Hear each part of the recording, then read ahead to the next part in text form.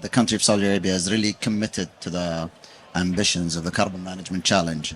And how is that? Is basically it's embedded in our energy transition journey toward net zero by 2060. And this is through our circular carbon economy framework that we are adopting. And it has 4 R's of reduce, reuse, recycle, and remove. And you'll see that carbon management is embedded in all of these R's. And maybe from country's perspective, let me just give you a few examples to show you the activities that we are doing, which I think if it's replicated in other countries, we could collectively reach to the global goal that we are aiming for. So in the power sector, for example, the Kingdom of Saudi Arabia now having provisions for carbon capture on all new gas powered plants. And honestly, that would be great for us, especially in the electricity sector, knowing that by 2030, we're going to have our electricity mix of 50% renewables and 50% gas, which has carbon capture. And that's a very critical milestones into reaching our net zero targets.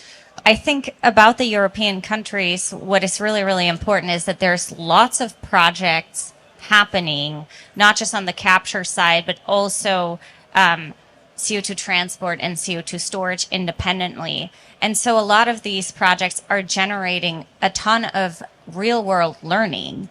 That's in addition to governments being really, really involved in how to get them to FID or how to actually set up new infrastructure, such as new storage licenses, right? Or pan-European infrastructure planning.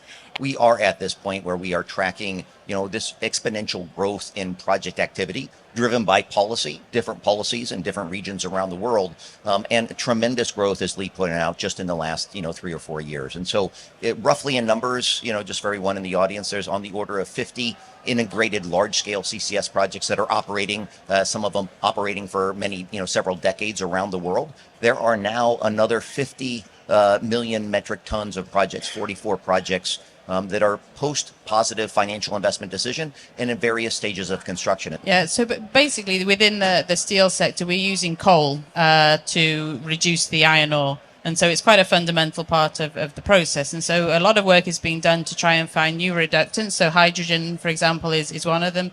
We can also use things like electrolysis. And a lot of these different technologies they're being developed, but they're not currently available on a commercial level. And what's great about them is that actually we've got more progress than we thought 3 years ago in terms of the cement sector.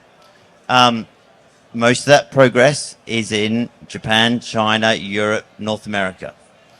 You made reference to emerging economies. So there's lots of bilaterals going on. So Canada, Thailand, part of their funding project going at the moment is on decarbonisation of cement, but includes some pre-competitive work on CCS. So where is the storage going to be? So some fundamentals.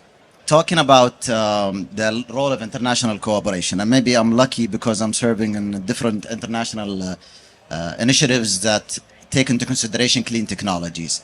And I will mention a few of those. I mean, we have talked already about the CMC, which have very clear target, and mainly we are facilitate funding and tracking of the projects and the storage, and that's one clear role there of the CMC. But other roles would be, I will invite you to look into the Clean Energy Ministerial, which there is multiple work streams, one of which is the CCUS.